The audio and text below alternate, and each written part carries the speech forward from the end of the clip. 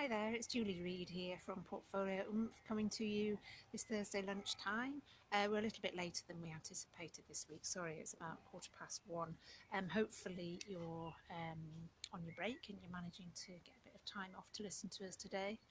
But we wanted to talk to you today about what you might be able to do in the coming months before you start.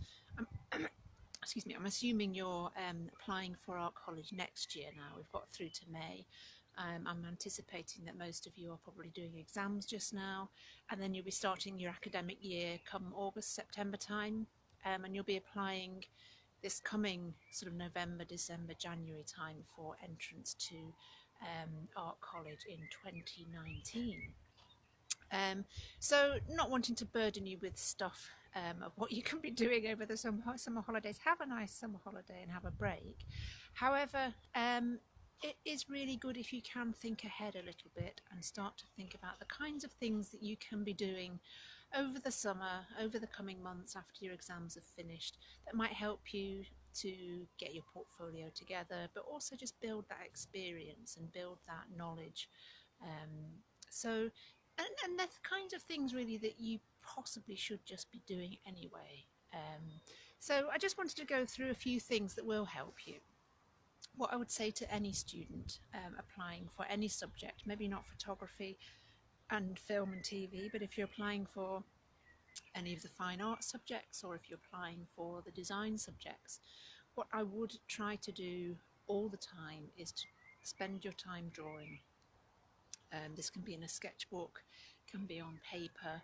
Sketchbooks are great because you can kind of take them out and about with you. Have yourself a small sketchbook that you can just keep with you on you at all times. And if you can be drawing places that you go, places that interest you, you know, keep a sketchbook on you as much as you can do.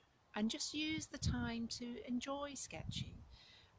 Just being out and about, observing and recording the things that you're seeing, places that you're going in your sketchbook. And if you can have a sketchbook that's a kind of ongoing drawing sketchbook that necessarily isn't, related to projects, that's just a kind of drawing sketchbook, it just shows that you're engaged in the activity of drawing and looking. And yeah, it's a really good thing to just keep, as an ongoing thing. And as I say, it doesn't need to be a project. I don't want to sort of give you homework to be doing over the summer, but this kind of thing is something that perhaps should be enjoyable, and could be just an ongoing thing that you do, throughout your career as an artist or designer. So drawing can be anything. It doesn't need to be lifelike drawing. It doesn't need to be drawings of things. It can be drawings in response to things. It can be all sorts of different ways of drawing. Have a look at some of our Pinterest pages. If you're on Pinterest, if you're not on Pinterest, go and have a look. If you are on Pinterest, go and have a look and repin some of our drawing pins. Drawing's a whole host of things these days. So yeah, bear in mind that drawing is still really important in a portfolio, and the scope for that drawing is huge. Another thing that could be built into your kind of life as a creative person over the summer, over any time, and something that is easy to do and something that's really enjoyable to do with friends, you would do with family, is going to galleries.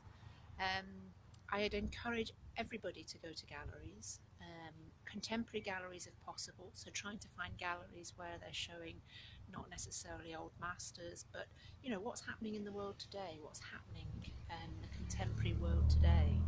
If you're anywhere near Glasgow, there's the Glasgow International on at the moment, so lots of contemporary artists over all kinds of different venues in Glasgow, so that's a really good thing to be going to see. But when you go to these exhibitions, try to really kind of delve into the work. What's the work about? What's the artist trying to communicate with you?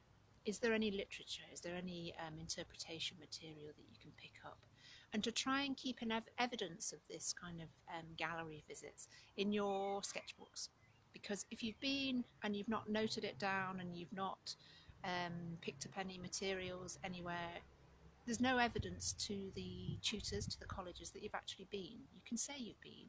However, you know, if you're providing evidence of what it is you've seen in your sketchbooks, then that's a really good thing to be doing.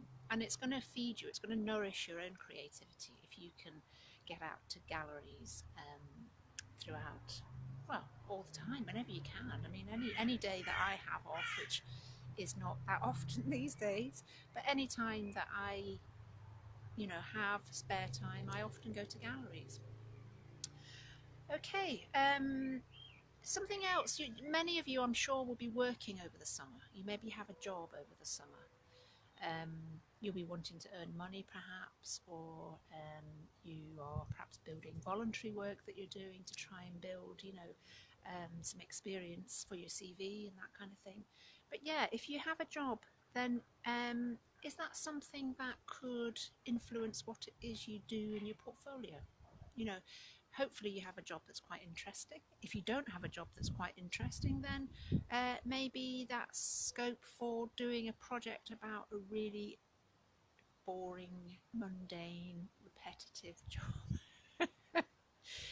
I think what I'm trying to get to you is that any kind of experience that you have over the summer is going to be useful for your portfolio. So if it's an exciting job, then you could do drawings, you could photograph, you could do a project about that. If you've got a really boring job, then think about that. You know, what's that about? Is that something that you could build into parts of your sketchbook?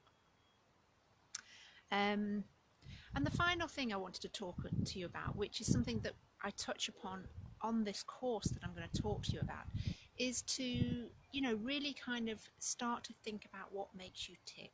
What makes you interested in life? What are you interested in life? What hobbies do you have? As I say, what jobs are you doing? What jobs do you have? Do you do voluntary work? Do you help in a soup kitchen for homeless people? What is it that really makes you, you know, excited in life, or really irritated, really annoyed? Things that you feel passionately about. And I'm mentioning this because we have a course that you can enroll on. It's called Folio Foundations. It's a 10-day course. It's delivered over about just over 3 weeks. It's delivered every other day, and there's small tasks on each of the delivery days. And it's really just basically a basic sort of grounding in what you can be doing in your everyday life, things that you can be exploring in your portfolio. There's some techniques, there's some materials and some tools that we're using, but basically it's trying to open up the opportunities, let you see the opportunities that are available in your everyday life that mean something to you, or make you particularly happy, or something that's going to make your portfolio more about you. Okay, so if you want to find out a bit more about this Folio Foundations course, I'll put a link below this Facebook Live in the first comment below. We've got starting dates on the 2nd of July and another one on the 6th of August. So as I say, it runs over about 3 weeks. It's not a long course, but it just gives you something that you could be doing over the summer to really kind of keep your finger in, you know, really keep you switched on to doing art. Okay, so I think that's it. That's all I wanted to say for today. If you've got any questions, do you want to just leave them in the box below, and I will get back to you. I'll post this video as a recording for those of you that aren't watching. But yeah, if you have any questions, post them in the box below and I'll answer them later. But in the meantime, I'm hoping this finds you well, and as I said last week, I'm sure lots of you are doing exams at the moment. You may be on exam leave and enjoying the sunshine that we have here in Scotland, and hopefully the rest of the UK. But we'll catch you again next week. Thanks.